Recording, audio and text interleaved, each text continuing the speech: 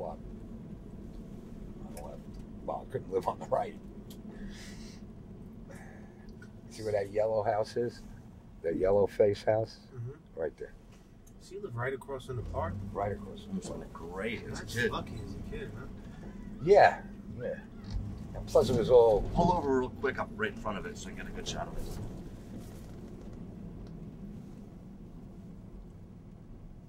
Right here. Okay. Wait, hold on. Stop for a second. I mean, it's unbelievable what these buildings used to look like when I was a kid and what they look like now. It's incredible. Rich people live here now. We were paying $68 a month, me and my mother, in 1949. 68 bucks. Okay, thanks, boss.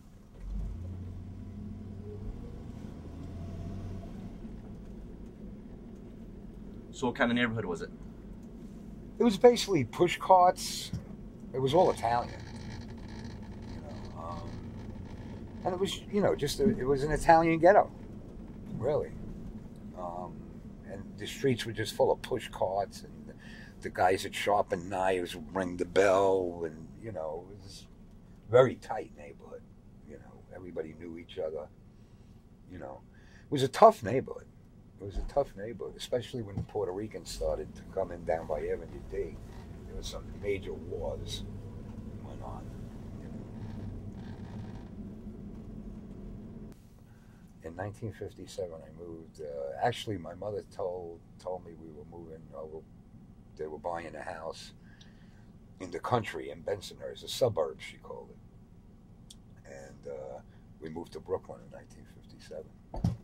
I was like 10, 11. Say that again? I used to shine shoes right over there at the end of that wrought iron thing.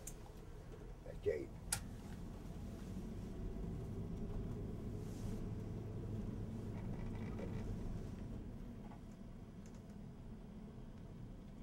And we used to sit down here and just admire the wise. A lot like, Bronx Tale. Because the wise guys would come in their Cadillacs and, everybody was like, wow, they'd hand out money to the kids. They always gave you money. Like they'd take a shine, and a shine was a nickel, and they'd give you like $2. And $2 in those days was a lot of money. I mean, it's not a lot of money, but it was. I mean, considering what shit used to cost back then, $2 you could buy like food. Today, $2 you can't buy a Gatorade. But it was a tough-ass neighborhood there. It was real tough. It was all Italian, but you had like the 10th Street Boys. That's where, that was Rocky Graziano's gang. Rocky Barbella was the 10th Street Boys. Then you had the 9th Street Boys. You had the Golden Guineas. You had all these Italian gangs. You were a Golden Guinea, right? Yeah. Well, I was like on a little prospect for the Guineas. And then when I moved to Bensonhurst, I joined, the bigger boys. Over on Avenue D, over that way, there was Puerto Ricans. But they didn't come nowhere near here. I was really young when they were building.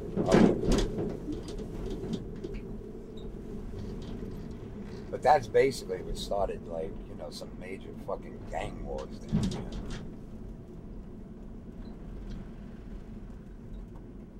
Because the Italians didn't, really appreciate all these, what they considered foreigners.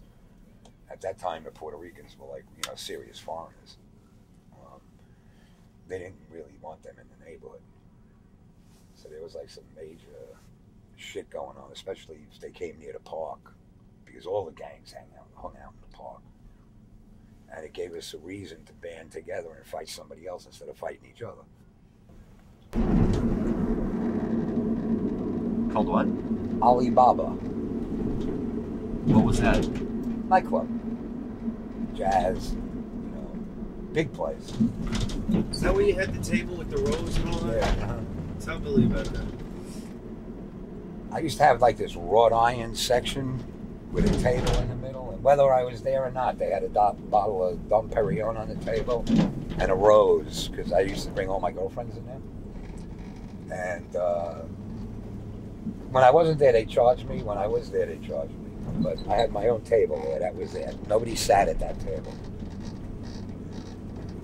And basically, Alibaba was all dope dealers from Harlem. Yeah, the big timers. Pimps and wise guys. That's who hung out in Alibaba. And it was kind of like a neutral site where nobody really fucked with each other inside. Except one guy. But he got whacked in the bathroom. The rabbit. What was his name? We called him the rabbit because he kept on running away from us. And he tried to hide in the bathroom. It didn't work. Yeah, but Alibaba was just, I mean, you had to spend $800-900 in that place a night. Where was it? First Avenue, 59th Street, right by the bridge. There was a place across the street. It was called Daly's Daffodil. So I'd hang out in there, and my boys would go into Alibaba, make sure none of our enemies were in there. And then once I got the clearance, I'd go in.